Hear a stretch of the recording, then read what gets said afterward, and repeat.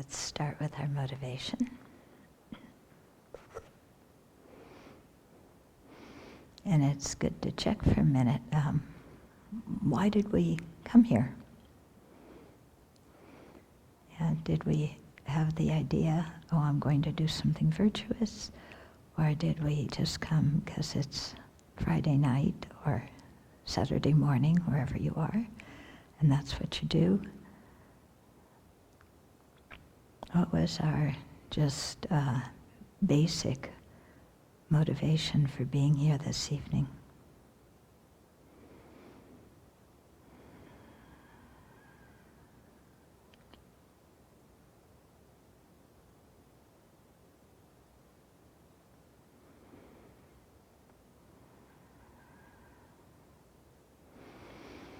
And so whatever it was or is, it's good to build on it and expand it so that we expand our heart outwards to include all living beings, wanting them to be free of misery. And we expand our heart upwards with the aspiration to attain full awakening and come to have the 4 Buddha bodies through which we can fulfill our own purposes and the purposes of others.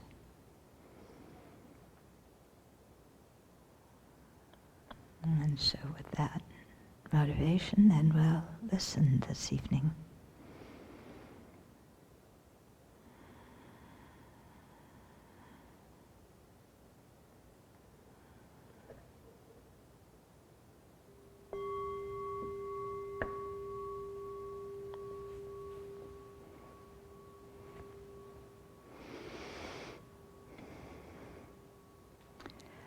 So last night we talked a little bit about the 4 Buddha bodies, the 4 kayas. And it said that the first 2 fulfill our own purpose or our own aim. So in other words, the 2 Dharmakayas, natural truth, nature truth body and the wisdom truth body fulfill our own aim. And the 2 form bodies, enjoyment body and emanation body, fulfill the aims or purposes of others. So what this means, because sometimes we think, oh, getting enlightened, we just do everything for sentient beings. I'm just like 0, okay? Rub myself into the dirt and extinguish myself. No. We're fulfilling our own purposes, and what you think of, what's your highest purpose? Yeah, your highest aim. We want to be able to purify our own mind and gain all the good qualities. Okay, so what they call the abandonments of the Buddha, the realizations of the Buddha. Okay, so these, when we the realizations go more on the side of the wisdom Dharmakaya, having the omniscient mind, yeah, and then the abandonment goes more on the side of the nature Dharmakaya, abandoning all the afflictions and all the cognitive obscurations. Okay, and so in that way we're perfecting ourselves or fulfilling our own aim. Yeah, so don't think Buddhahood is, all for others. We have to do something for ourselves to make ourselves capable of being of benefit. So what we do for ourselves is we actualize the Dharmakaya. And then from that comes fulfilling the 2 form bodies, which are said to fulfill the purposes or aims of others. Why? Because with the enjoyment body, we're able to lead the Arya Bodhisattvas, and with the emanation body, we can lead all the ordinary sentient beings. Okay? So they say Buddhahood's the fulfillment of our own aims and the aims of others. Which is nice, isn't it? It's not somehow skewed in some way. And it's acknowledging that, we need to get ourselves in shape before we can be of any real benefit to others. So then there were some questions people left me. Yeah. So the first question was, why is, in the, when we talk about the heaviness, just the natural heaviness of the different actions, when we talk about the three physical ones, the heaviest is killing, then stealing, then sexual misconduct of speech, heaviest is lying, then creating disharmony, then harsh speech, then idle talk. In terms of the mind, the heaviest is wrong views, then maliciousness, and then covetousness. So returning to the three of the body, somebody's asking, why is unwise and unkind sexual behavior not heavier than stealing, because so much damage is done by rape and child abuse and so on. Okay, so why isn't it considered heavier than stealing? Okay, so I think there's several reasons going on here. First of all, if you think of ancient Indian culture, and many cultures actually, including our own until not so many years ago, girls were married off quite young. Yeah, in ancient India, you got married, you legally got married or betrothed when you were a child, and then as soon as you hit puberty, boing, So I don't think there was so much attention put on child abuse then, because, the kids got married very, very early. Yeah. Also, the rule, the perspectives, how they describe this was mostly written by men, not by women. Yeah. And also,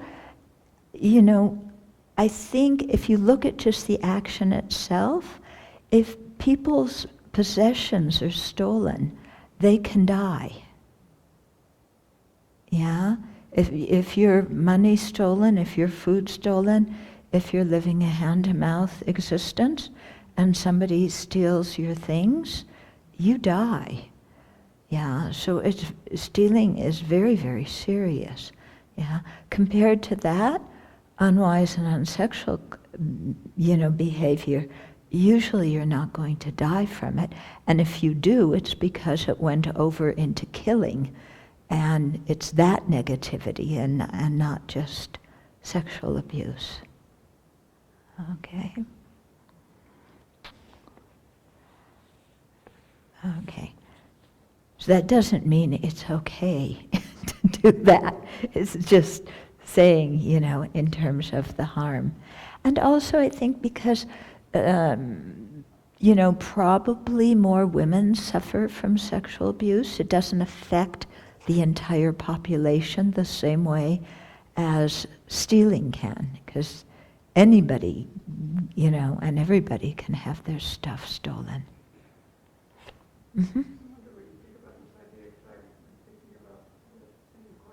Mm-hmm. When I decided is that sexual misconduct makes sense to me to fall in that order if you're talking about going outside of your marriage and consenting adults, but I actually decided that for some situations that rape and some of these things actually border on torture. Mm. I put them in the physical harm category. Yeah, actually some women, nowadays are saying that some of the sexual abuse it has nothing to do with sex, it has to do with physical violence. Yeah, and it just happens to be sexual in nature. But like you said, if it's torturing or something like that, yeah, for sure, it goes more in that category. Yeah. Okay, then there's another question here. We're coming to this topic in our studies, but I'll answer the question now and then we'll go through it again when we come to it, because it, you may have to hear it twice. So the question is, she's reading from Geshe Zopa's book, and he says, coveting, malice, and wrong views are the core cause or source from which an intention arises. Okay, and saying that the other 7 non-virtues, we hear that the affliction is either one or, well, anyway, what the question boils down to, okay, is these last 3 are said to be paths of action, but they're also afflictions, and they're said to motivate intentions, but they aren't intentions and they aren't actions. So what are they? Okay, so they're afflictions. Yeah. Now, let me read what Geshe Zopa wrote, and then I'll explain it. So he said the 3 mental karmas, coveting, malice, and wrong view, are only karmic paths. They are not karma. Okay? Now, the way he why he says they're karmic paths is a little bit different than I've heard before. He says these are karmic paths because they are the cause or the source from which an intention arises. And I've heard they're called karmic paths because when done with the branches, they are the paths to future rebirths. Yeah, whether you're, the negative ones are the paths to the lower realms, the virtuous ones are the path to the higher realms. Okay? So, but they're not karma. Okay? Because karma is action, usually. It is action. And how the different schools define karma is slightly different. We'll get into it here. He says malice, for example, is not itself an intention, but is the underlying cause from which an intention arises. So if you remember the Lorig studies, every consciousness has the mental factor of intention. Remember, it's one of the 5 omnipresents. Yeah? So what he's saying here is malice, for example, is not an intention, it's an affliction. But when that affliction is in the mind, yeah, you have a primary mind, you have the 5 omnipresent mental factors. When that affliction arises, it affects that mental factor of intention. Okay, so malice, you're angry, then that makes the mental intention arise of wanting to retaliate. Okay, or wanting to get away, or, whatever it is you want to do. Okay?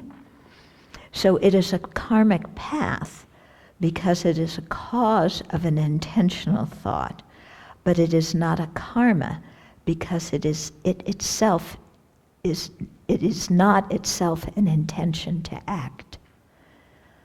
Okay? So the mental factor of intention is karma. Okay? Some schools say that's all karma is. It's just that. The Prasangika and the Vipassika also say it's the physical and verbal actions that come, that are motivated by that intention. But the mental factor of intention is the karma. So the affliction comes in the mind. It provokes an intention, which is the karma, the mental karma. That intention then can stimulate a verbal or a physical action, which is also called karma in those 2 schools. Okay? Yeah, because the malice, the coveting, the wrong views are not an intention to act themselves. They're afflictions. Okay? So he goes on, this distinction is drawn a little more clearly in the Abbey Dharma system of Vasubandhu's Treasury of Knowledge, where it is made in terms of karma and obscuring afflictions. So intention, or karma, and obscuring afflictions, or klesha, yeah, klesha, are mutually exclusive, meaning that whatever is an intention is not an affliction, whatever is an affliction is not an intention. There's nothing that can be both of them. Okay? So the three non-virtues of mind are afflictions, but they are not karma. Okay? So an obscuring affliction is the mistaken thought that precedes and gives rise to an intention, which is karma. So it's the cause or the source or the creator of karma, but it is not the karma itself. Because remember, we always hear that karma is created by afflictions. So this is how it is, yeah. The karma is the intention. And then, like I said, for some schools, they, we'll get into it a little bit later, then the verbal and physical actions are also karma. Okay? Does that make sense now? Yeah. But we've also said that karma is action. So Geshe-Silpa says Action. karma is intention and karma is also action. Action means intention. Okay. Yeah. Karma, when you translate it, is action. But the definition of karma is intention.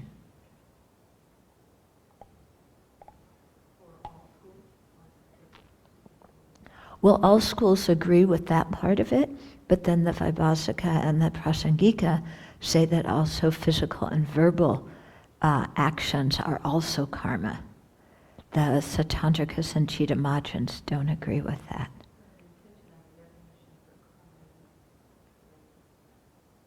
Yeah, I was said they agree with that part of it, but then they add more to it. Yeah.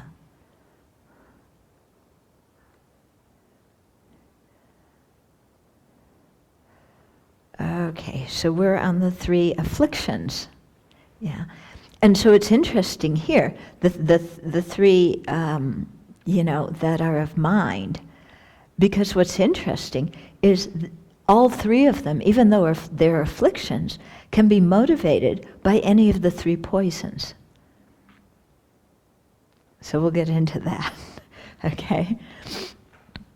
So mental karma is the mental factor of intention, okay, occurring simultaneously with coveting, ill will, and distorted views. But those three themselves are afflictions. Okay, mental karma is the mental factor of intention that occurs simultaneously with those three, but those three, or occurs motivated by those three, within the same, they have the same primary mind and they share 5 things in common. Yeah. Okay, so coveting, the object is an external possession, so it can be movable or immovable, or internal qualities. So it could be, somebody's toothbrush, but it could also be somebody's intelligence, okay, or their faith or whatever it is. So the worst form of it is desiring the offerings made to holy beings and to the Sangha. And it's not so difficult to generate that kind of coveting. Yeah? When you see, like at a long life puja, so many statues being given, so many rugs, so many things, it's very easy to think, oh, they're receiving so many, I wish I could have one. Yeah? It's not that hard. Or you look at something really nice on the altar, yeah, and you say, boy, that would be really nice to have, yeah, for myself. Okay? Then the second part, so you have to recognize the object, that you're coveting, and have the wish to possess somebody else's property or somebody else's good quality. And it can be motivated by any of the three poisons. So, when I've thought about it, because these themselves are the three poisons, they're the affliction. What do you mean they're motivated by? Is that these are, sometimes they talk about the original cause and the immediate cause of something. So the original cause can be one thing, and then it morphs into the immediate cause. So let's say you're really, really angry at somebody. You're really mad. And then you say, oh, I want to get even. I know I really want to take their new jewelry that they got, because that'll hurt them. So the original motivation started as anger, but then it changed into coveting. Okay? And then the actual action here, or the actual, complete, you have to have the complete action. It isn't just the passing thought of, oh, I want somebody's, jewelry. They have those marvelous pop beads. You remember pop beads? Yeah? When you're a little kid, the little necklaces you made out of pop beads. Yeah? So there's they have these wonderful pop beads. You remember that? Yeah? So I want their pop beads. Yeah. So it's not just the passing thought of, gee, that would be nice to have. It's more, it's like, you know how in the four immeasurables we start out, how wonderful it would be if all sentient beings had happiness. May they have happiness and its causes. I will cause them to have happiness and causes. And then Guru Buddha, please inspire me to be able to do so. So it's like that, how wonderful it would be if I could have their pop beads and roller skates. May I have their pop beads and roller skates. I will make it so that I can get their pop beads and roller skates. But this one, you can't do the fourth one. You can't ask the Buddha's blessing for it. Okay, but it's that same kind of progression. So it's not just the random thought of desire. It's something that's built up over some time. Not just how nice, but may I have it? I will do something to get it. Okay? So it's, it's coming into quite a strong motivation that's striving to accomplish that purpose. Yeah. So this is often what happens when we go shopping or just walking in the shopping mall. Okay? You're just walking, I don't need anything. I'm just going there to meet my friends and have fun. And you walk, and then you see something. Oh, that's really pretty. And then you keep walking. Then you come back. Oh, how wonderful it would be if I could have that. Oh, but I can't afford it. So you keep walking. And your mind says, oh, may I have that? You walk back again. Yeah, that's really good. May I have that? Yeah, but I still can't, I really can't afford it. And then you walk a little bit more, and then you go, I'm gonna get it. Yeah, credit card debt or not, I'm getting this. Okay, so the strong motivation like that, okay? So that's coveting. Yeah, so it involves, planning. You start to plan how you can get it. So it may motivate you to buy something legally. It may motivate you to steal something. Yeah, it can motivate a lot of different kind of actions. It can motivate lying. You want something, so you lie to get it. or you want something, because you're jealous of somebody, so you speak harsh words to them, or you talk behind their back and ruin their reputation, or something like that. Okay? So it can be property in your own family, it can be others' things, it can be stuff which doesn't really belong to anybody. Yeah? Although there's not much stuff like that in the world left anymore. Yeah, it could be somebody else's qualities. You really want to have those qualities. Okay. Then, malice.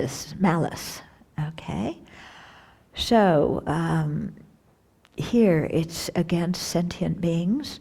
I suppose you could have malice for an inanimate object, like when your car isn't working or your computer's not working. It's like this beep, beep, beep, beep, beep thing.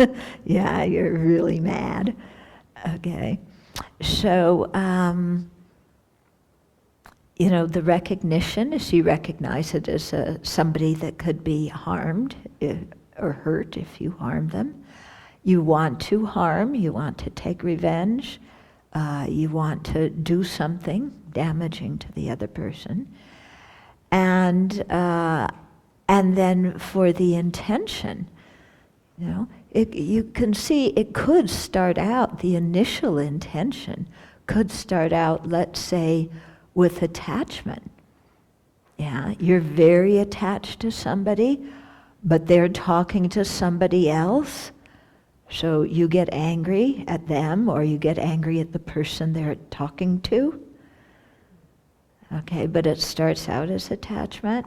Yeah, can start out as ignorance, thinking, nothing wrong with, I'm kind of bored today, I think I'll sit around and, think of how I can have some excitement by harming somebody. Okay, so then, again, it's not just this thought passing through your mind of, of anger, like, oh, I can't stand that person. That's not this one. It's like, I want to harm them. Yeah, it's like, how wonderful it would be if I could get my intention, if I could get my revenge. Yeah, how wonderful that would be. And then, may I get my revenge? And then, oh, I have this great plan. Yeah, I know exactly what I can do to really hurt their feelings. Okay. And we do this, don't we? You can spend a whole meditation session on it. Yeah, even more than one meditation session. When we hold grudges for a long time, when we hold animosity against people, then sometimes it just pops up seemingly out of nowhere of like, we're mad and we want to let them know it. We want to hurt their feelings. We want them to have a taste of their own medicine. So we don't say to ourselves, I want revenge, or I'm a vengeful person, because that sounds like really awful, doesn't it? I want revenge. What cultured person would say that?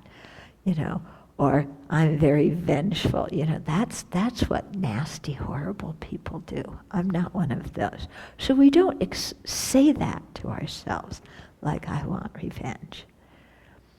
But I just want them to know what my experience is. Yeah? And so if they felt hurt, then they would know what my experience was. And, I'd have some pleasure, and maybe it would even prompt them to come groveling on the floor and apologize to me. Yeah. Of course, when's that going to happen? But we like to think it will help, okay? So we plan how to hurt them or how to harm them physically. just because we hate them, we're mad at them. Yeah, I mean, this is what they educate you to do in the military, isn't it? Yeah, you have an enemy and you are educated to destroy that enemy. Yeah, in order to help some other people. Okay, so it could be, jealousy or rivalry, so you want to harm somebody. It could even be holding a grudge even though somebody's apologized to you. That's really awful, isn't it?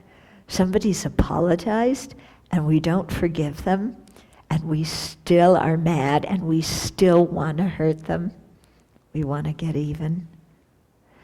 Okay, so we started doing this when we were maybe 2-3 years old, and we perfected it, this method. We perfected the malice, over quite a number of years. And now we see it in the presidential debates. I mean, the way people are talking to each other, it's worse than a bunch of kids in junior high. In middle school, it's awful. The way these are adults who want to be leaders, and the way they're talking about each other and to each other, yeah, it's filled with this kind of malice. And it's really kind of shocking to me that voters would be impressed with people who have that kind of anger and malice and let it come out of their mouths the way they do. Because to me, when I see people who act like that, it's like I don't want to get near them because you know that you're going to be one of their targets before long. And yet, you see these people speak to each other like that and then everybody applauds. It's really rather shocking. Yeah, I find it, quite shocking. Okay, so that's, then it involves this element of planning, and then the completion is deciding to inflict the harm. Similar with coveting, the action is planning, building up that intention. The completion is, deciding to go get that thing. So it's all done mentally. The action of going to get it, the action of harming somebody else, that becomes a physical action. So this is all just the mental part. Yeah. It can be quite powerful, and we can spend a good part of our day on these 3 mental ones, even we're keeping silence. Geshe Jumpa Tekchok used to comment a lot, to the monks and nuns about the coveting one, because he'd say, oh, you go in somebody's house, and then, because in the West it's kind of considered polite to look at all somebody's things, isn't it?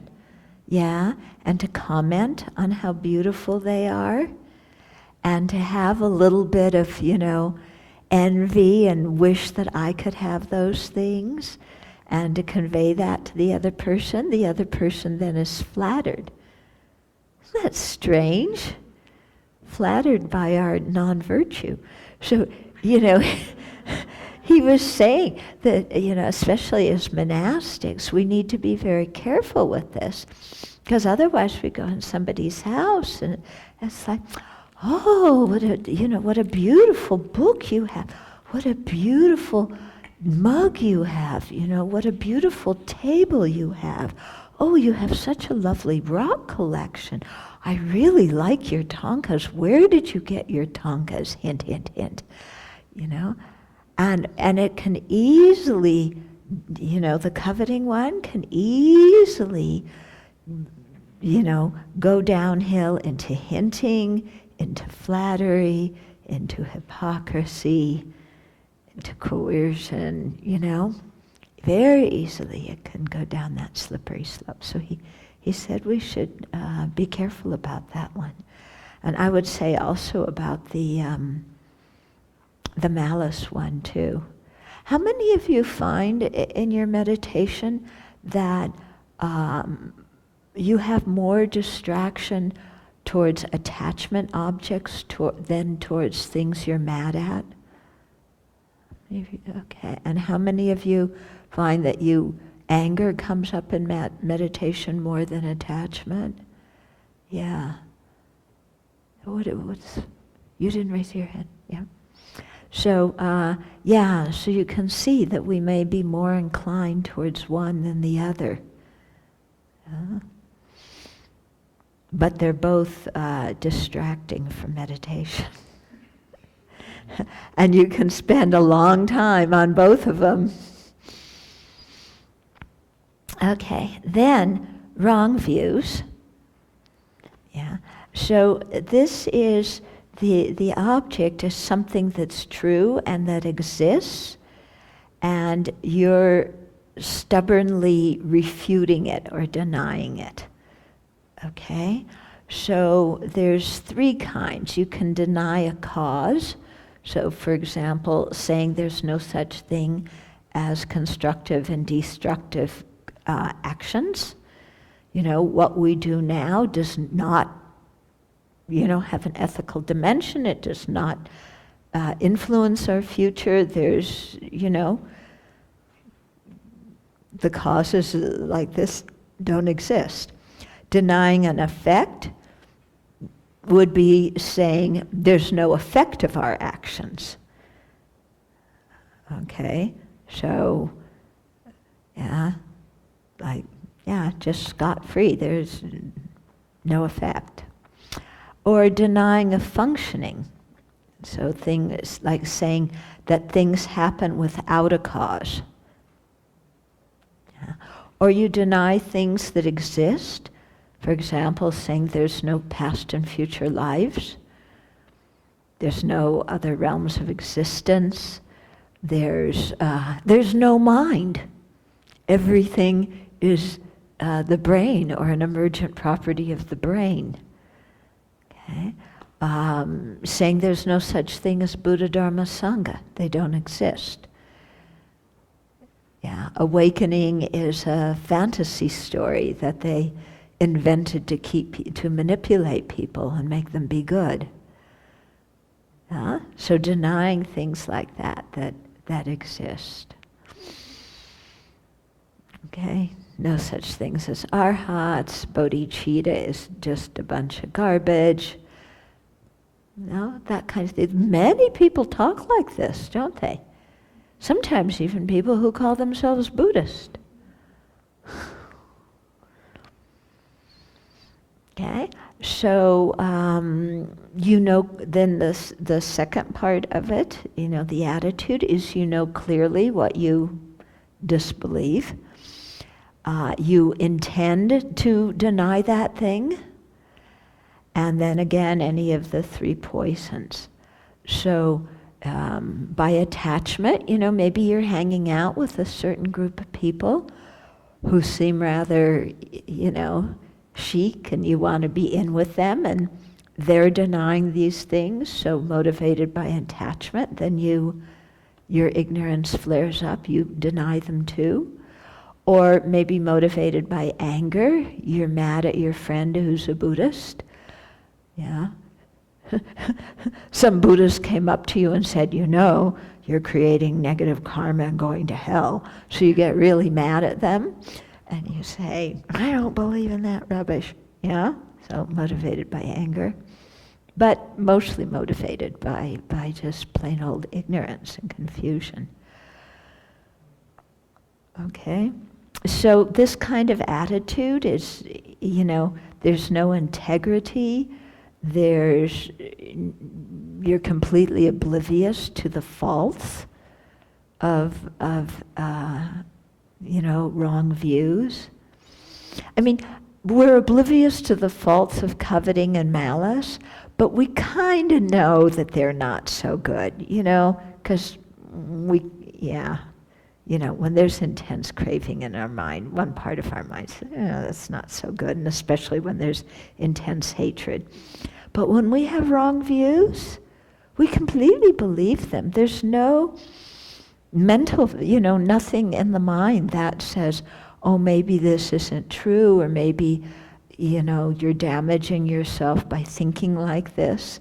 No, there's none of that. It's like, this makes sense to me, this is what I believe. Yeah. Okay, then the action itself is thinking of the wrong view again and again. Yeah. And then the completion of it is deciding that this thing doesn't exist. There's no such thing as karma and its effects. There's no such thing as liberation. Yeah, there's no such thing as great compassion, because people are inherently selfish. We're hardwired to be selfish. So great compassion is, it's from Peter Pan. Okay, so it's not just doubting or disbelieving something, it's actively deciding that you're going to refute or deny it. Okay, so it's not just doubt, like, I'm not sure, or I don't know about that one, doesn't make much sense to me. It's like, no, this is completely false, this is hogwash. Okay? So there's a certain amount of stubbornness, there's contentiousness mixed in, there can be meanness, there can be arrogance. Actually, a lot of arrogance sometimes comes with wrong views. I don't believe that rubbish. I know what's best because I'm intelligent. And this is, what I believe, which is the opposite of that stuff. And I've been thinking a lot about wrong views, because it came up in Precious Garland. Remember at the beginning? Remember the simile of the cows following the lead cow near the cliff? Okay. And just thinking, especially with wrong views, and we can follow the cows in front of us doing any kind of non-virtuous action, but especially with wrong views, it's so easy, and you meet Charlatananda, and you take teachings from Charlatananda. Somebody once wrote me and said, who's Charlatananda? Yeah. What Dharma centers is he at? I don't want to go there. Okay. So, but you have Charlatananda as your Lama, and they say this, that, and the other thing, and maybe they're charismatic, or they're good looking, or they tell lots of jokes and good stories, and there's a nice group of people around them, and you want to be part of that group. So you just adopt the view, that they have.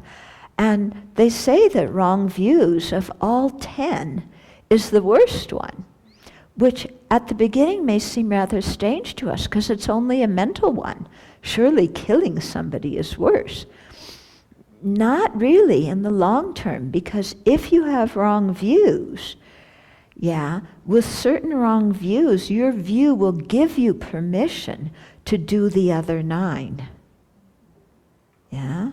If you have certain wrong views, like the people who think that animal sacrifice is pleasing to the gods, that wrong view gives them permission to slaughter animals.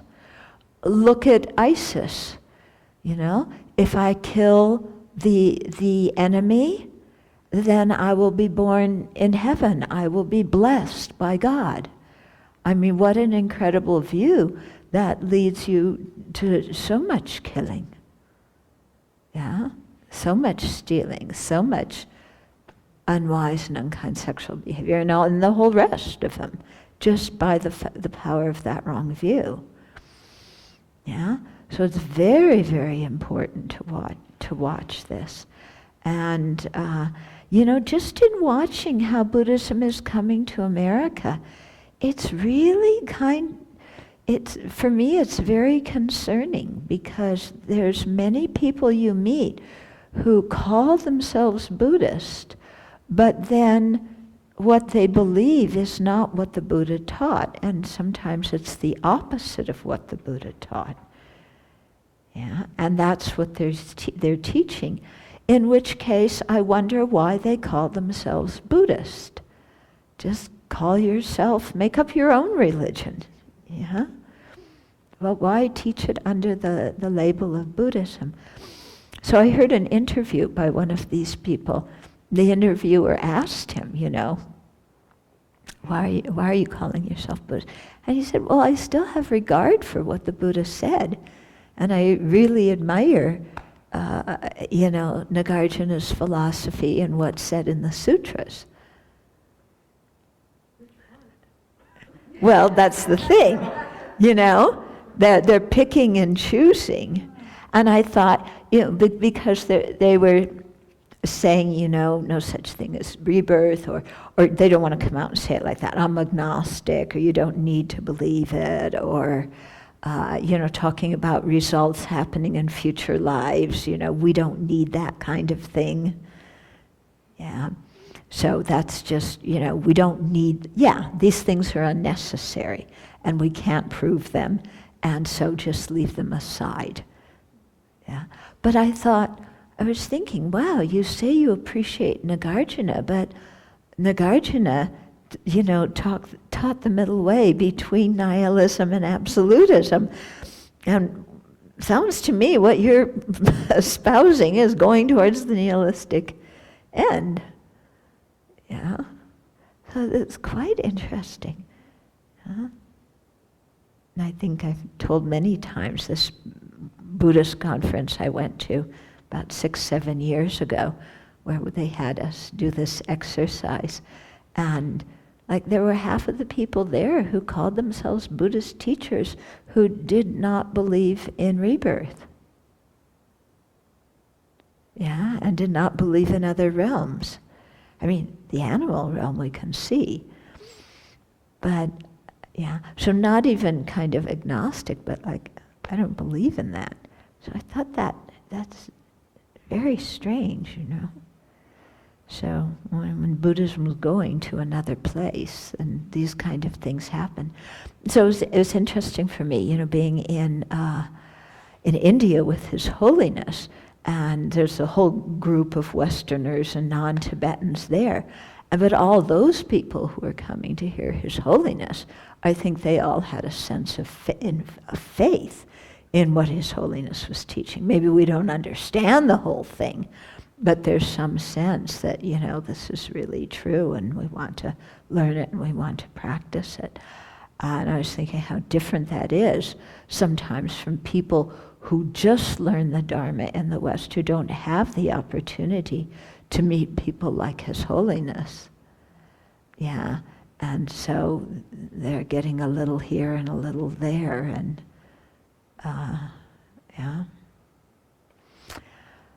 So it's not a thing people could say, it sounds like, unless you believe what the Buddha taught, you're going to hell. Isn't that just like all the other religions? Yeah. And I remember, because Lama Zopa, he learned English a lot by just looking in dictionaries. Yeah. So his first translation of wrong views, according to the dictionary, was heresy.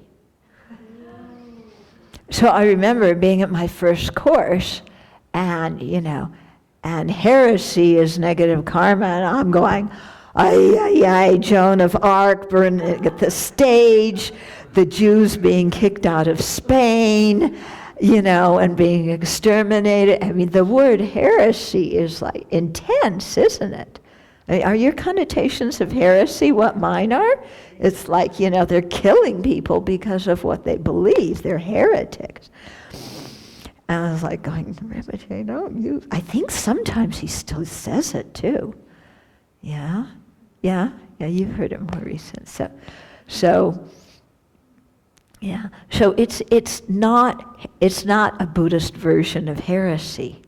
It's not. That's not what it is. It's not, we have the one truth and you're not accepting our truth, therefore you're a heretic and you're going to hell. No, that's not what the Buddha's teaching here. That's not the meaning of wrong views. It's not, here's the catechism and you've got to profess. Yeah, please don't, let me tell you, if Buddhism were like that, I would have gone the other direction real fast. Yeah. No, it's more, think about things. Think about causality. Yeah. Do things happen totally randomly, or are there causes? Yeah. How does the mind affect your experience? Now, are there different realms of existence, like the animal realm? Okay. Can human beings be born as an animal?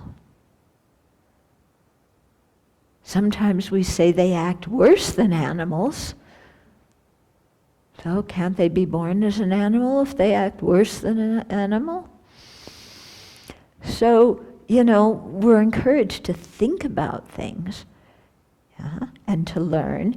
And then, of course, a lot of these things, some of these things, like about karma, you have to cultivate depending on Scripture. But even to rely on Scripture, you have to see if it's a reliable Scripture. Yeah?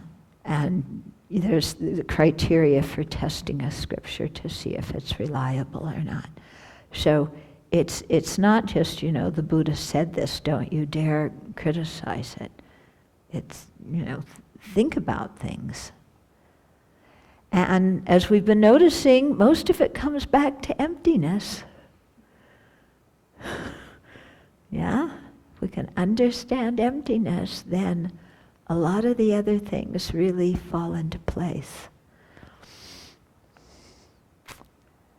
Okay. So, any questions about these three that we've done? Last three?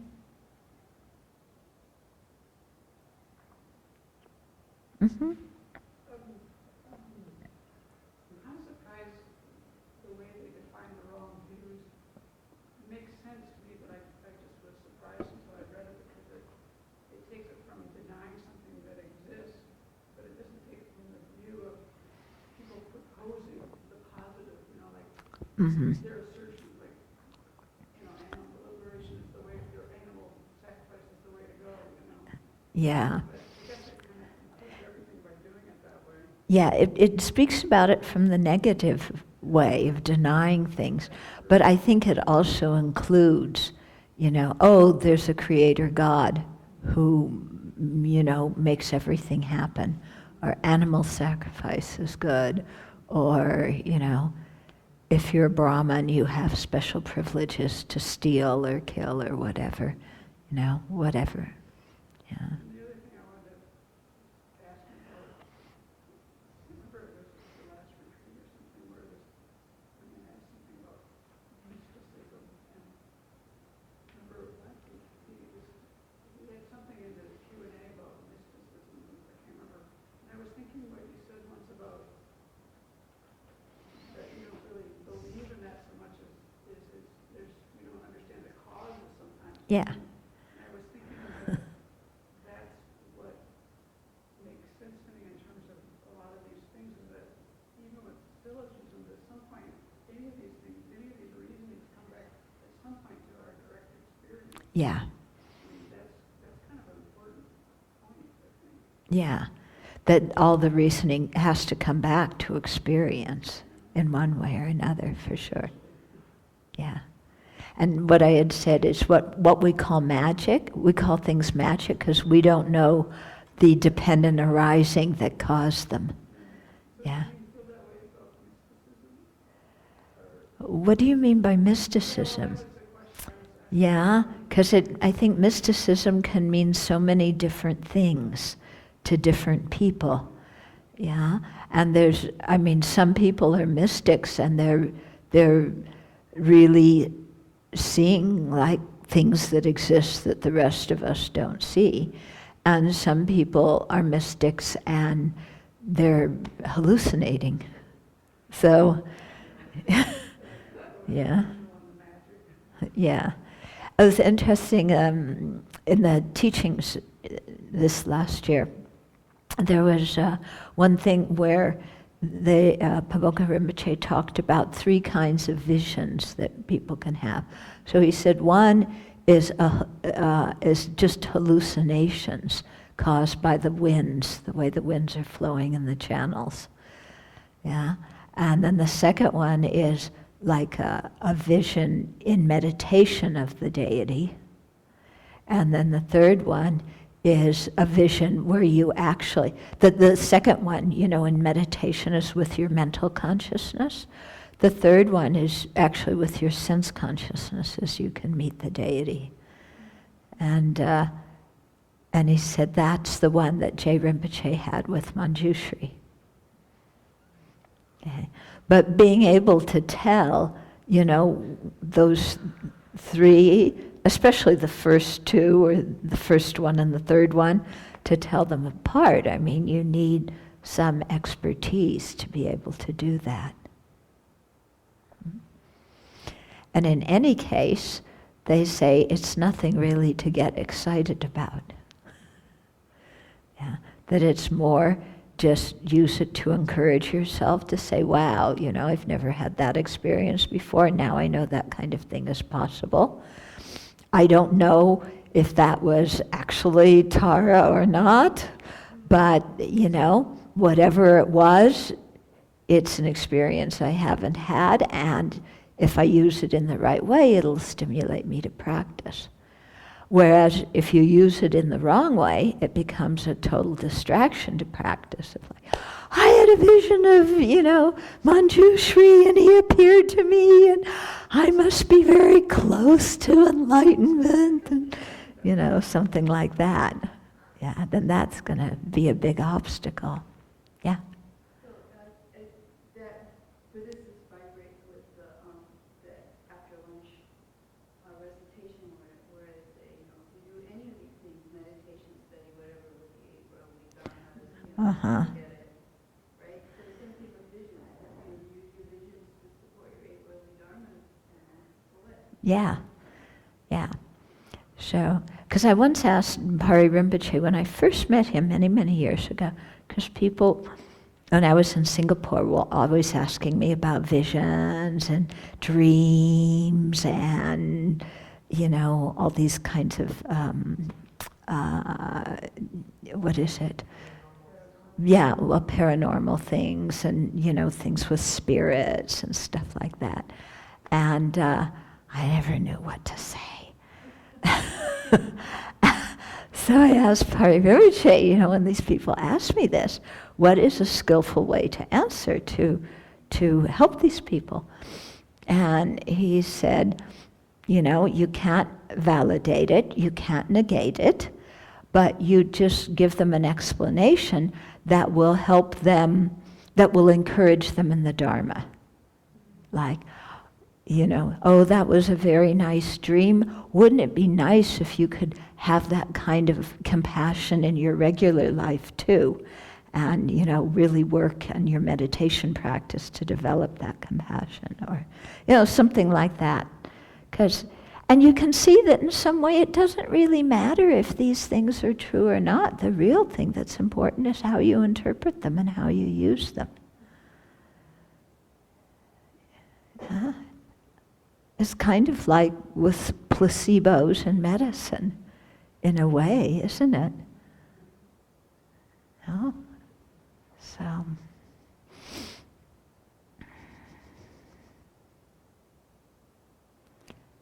there's a question online.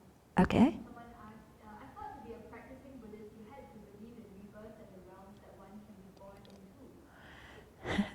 Okay, so somebody's saying to be a practicing Buddhist, you have to believe in rebirth and the different realms. When you become a Buddhist, when you take refuge, there's nothing that you have to sign that says, I believe in this and this and this. Yeah. There's no requirement from any religious institution that you have to believe anything. Yeah. It's completely up to you. And I remember His Holiness once saying that some people say that to take refuge and officially, because refuge is the demarcation of becoming a Buddhist, that you should believe in rebirth. But His Holiness said, yes, I can see that, and maybe for some people that works, but, for other people, they can become Buddhist with the motivation just to have a kind heart.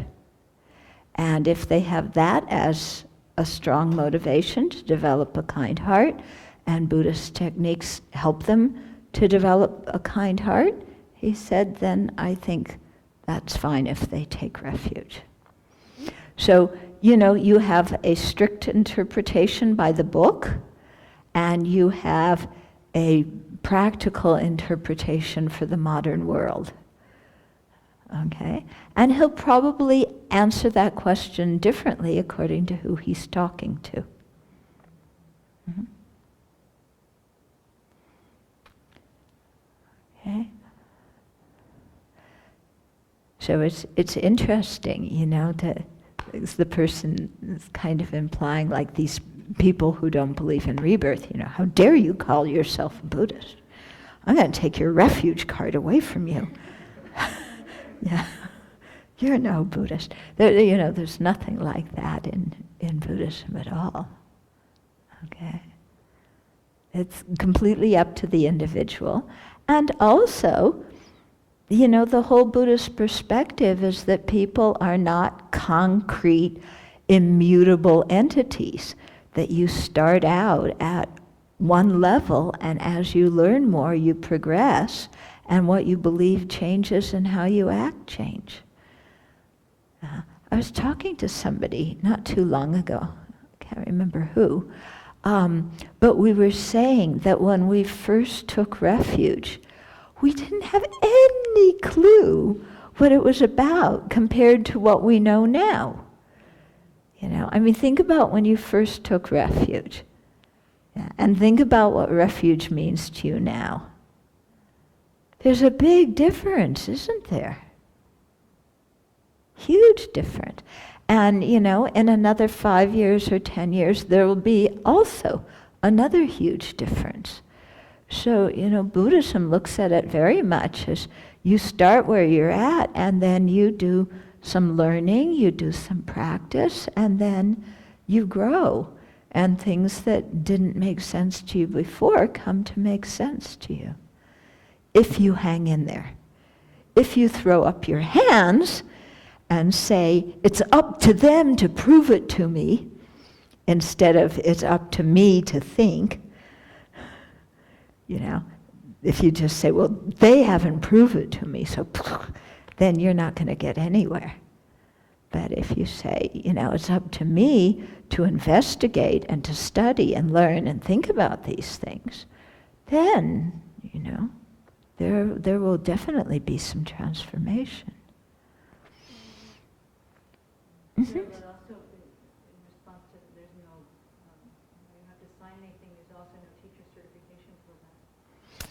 And so, Yeah. the Buddhist teachers who don't believe in those basic tenets, that's part of our responsibility too.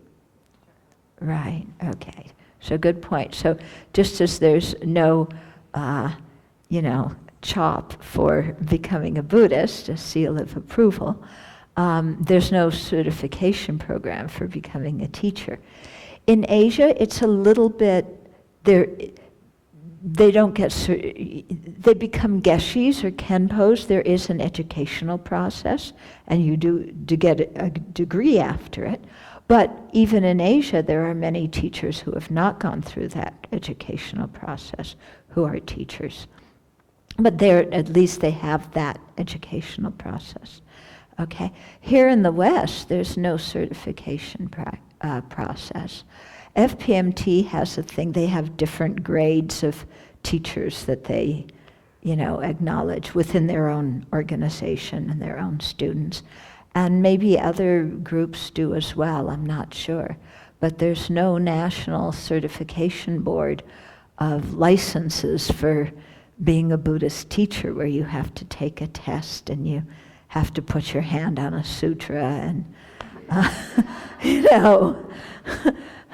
and things like that. So what that means, as you pointed out, is that means that it's really up to us to investigate the qualities of a teacher, and not assume that everybody who is called a teacher is a teacher or has to be our teacher. It's really a thing of we have to investigate. And then we choose. And you say it once in a teaching, it's not up to us to make ourselves to a teacher, it's our quality we practice and study, and then if people are recognizing our qualities and want to, approve from us, then... Yeah. When, at one of the Western Buddhist conferences with His Holiness, people asked, how do you become a Lama? And he said, he didn't like the term Lama so much, but just teacher. He said it's the students that make somebody a teacher. Yeah, that people see certain qualities or somebody has a certain, body of knowledge, and people go to them and say, please teach me. And that's how somebody becomes a teacher. So you don't make yourself a teacher saying, I'm going to, set up a shingle and start an organization and make myself a teacher.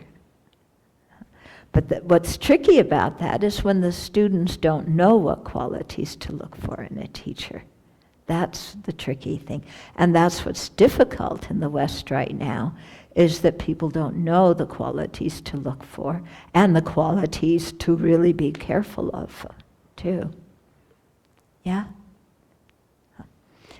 So,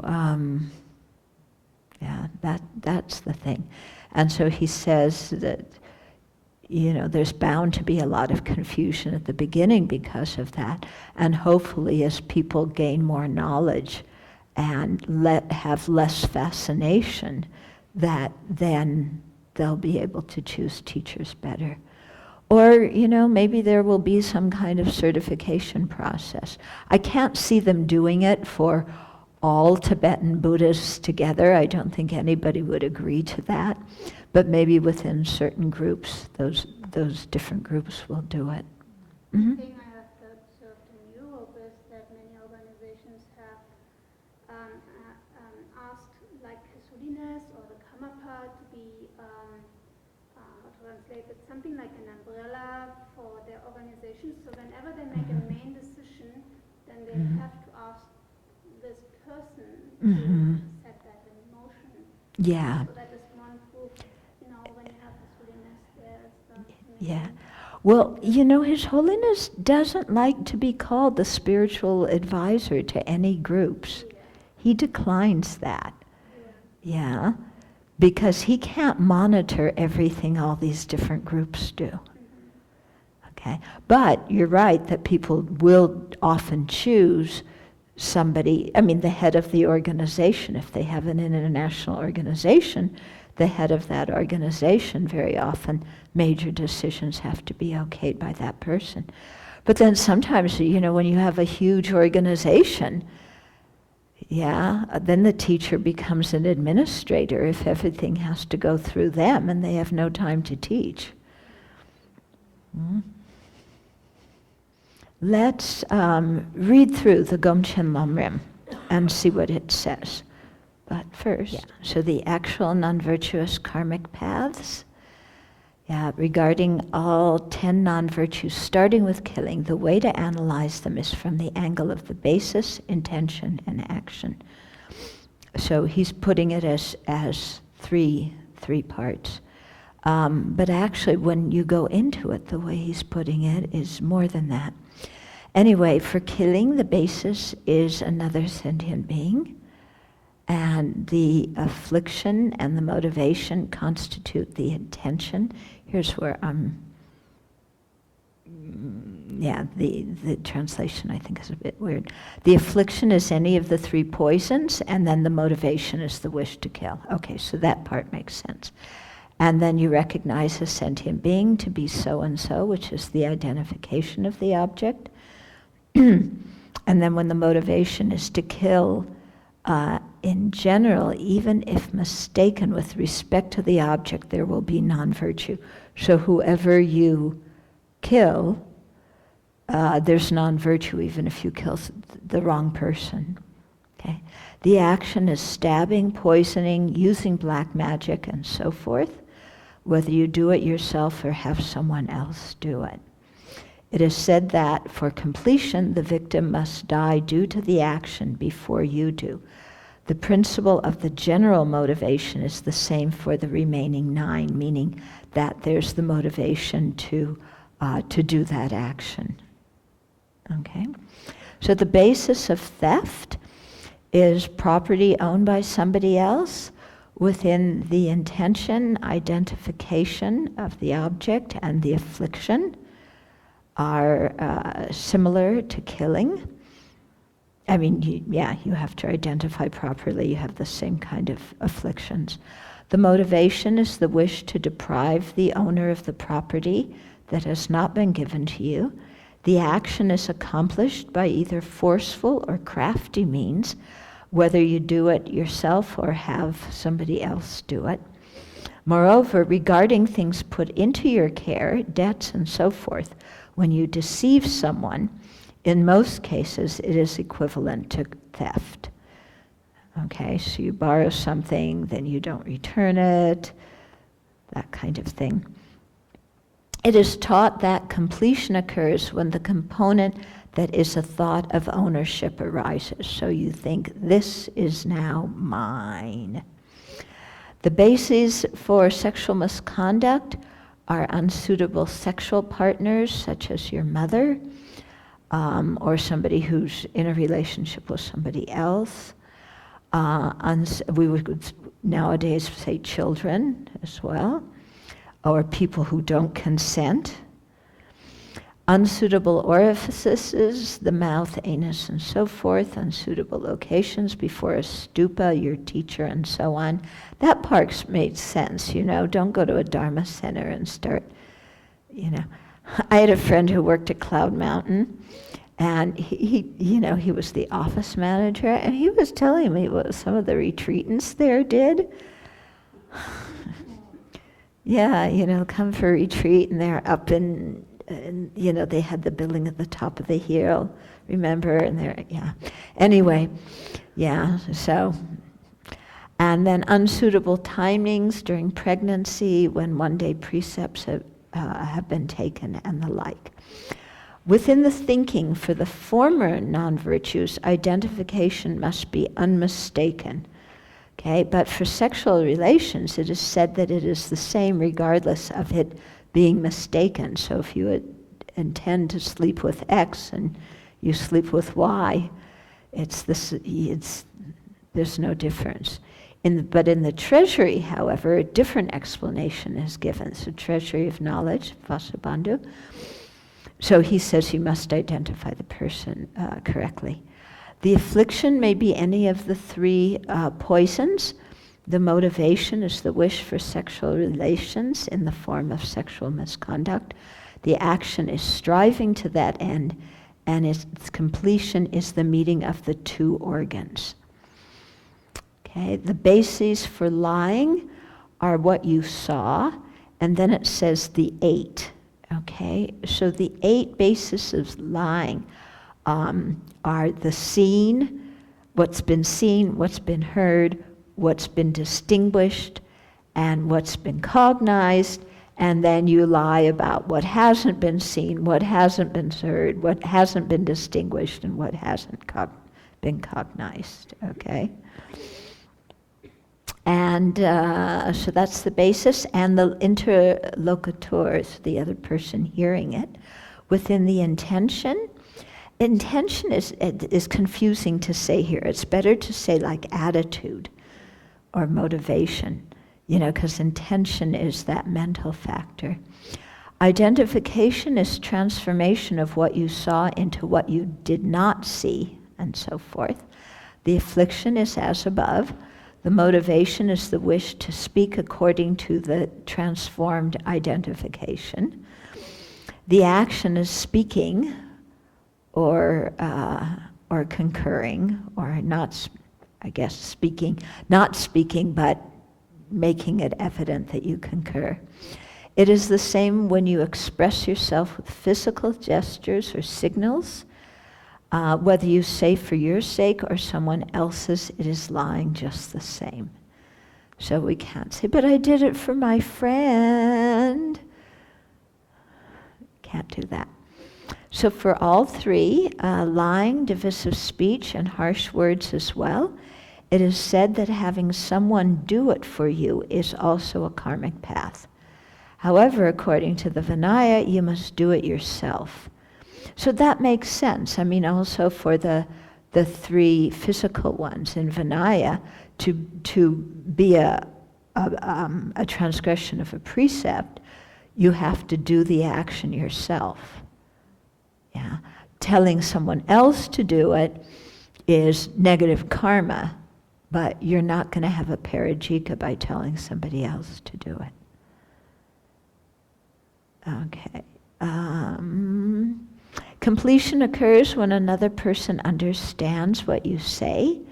When the three lying and so forth are not understood, so this means lying, disharmonious speech and harsh words. When somebody doesn't understand them, then they become senseless talk.